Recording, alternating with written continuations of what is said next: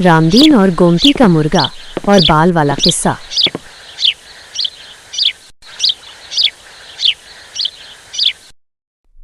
अरे सुनती हो, आज मुर्गा बनाना है कि फिर दाल ही चढ़ा दूं? अरे हाँ, बनाना है।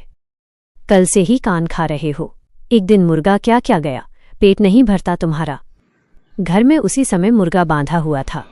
मुर्गा भी जैसे बूढ़े बूढ़ी की बातें समझ रहा हो, जोर से कुकड़ू करके बवाल में अपना योगदान दे रहा था।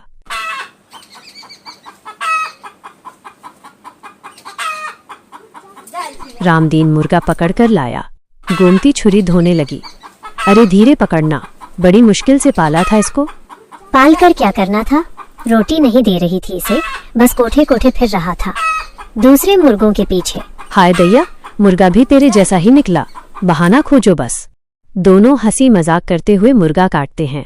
फिर गोमती चूल्हे पर कड़ाही चढ़ाती है। मसालों की खुशबू पूरे घर में फैल जाती है। लहसुन, प्याज, देसी मसाला, लाल मिर्च का तड़का। हाँ, अब खुशबू आ रही है। यही तो असली जिंदगी है गोमती। 2 रोटी ज्यादा खा लो तो सांस फूल जाती है। दोनों की ठनक पूरे घर में घूम रही थी, पर प्यार छिपा था। गोमती ने कड़ाही से गर्मा गर्म मुर्गा निकाला, चपाती और चावल भी साथ में रखे। अरे वाह, क्या सुगंध है, चलो आज पेट पूजा होगी। दोनों खाने बैठते हैं। पहली दूसरी कौर बड़े मजे से खाते हैं। तभी रामदीन की आंखें फैल जाती हैं। वो अपनी थाली से उंगलियों से कुछ निकालता है। थाली में बालों का बड़ा सा गुच्छा। ये क्या है? ये तुम्हारे बालों का पूरा टोला घुसा है मेरी थाली में। का दे तो देखूं। अरे ये का हो गया? क्या हो गया? ये तो पूरे का पूरा चोटी बन जाएगा। ये तुमने बाल खिंचाई कराकर सब्जी में डाल दिए थे क्या? अरे मैं तो चूल्हा फूंकते समय बाल बांध ही रखी थी। बांध रखी थी या खोलकर नाच रही थी? ये मुर्गा है कि नाई की दुकान? ये बाल तो काले हैं और मेरे बाल सफेद। सब्जी बनाते समय तेल से जल के काले हो गए होंगे। अरे बूढ़े, तुम मुझे ही दोष दो, कभी खुद का थाली तो देखो। मैंने जानबूझकर थोड़े डाला है।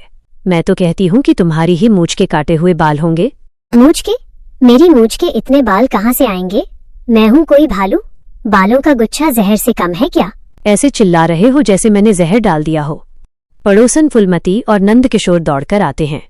फुलमती, अरे काकी, क्या हो गया? तुम दोनों आज इतना बवाल क्यों मचा रहे हो? रामदीन चिल्लाते हुए, देख फुलमती, इस बूढ़ी ने मेरी थाली में पूरा झाड़ू डाल दिया है। नंद किशोर हंसते हुए, अरे काका, बाल खा लोगे तो क्या हो जाएगा? पेट में थोड़ी उलझन हो जाएगी बस।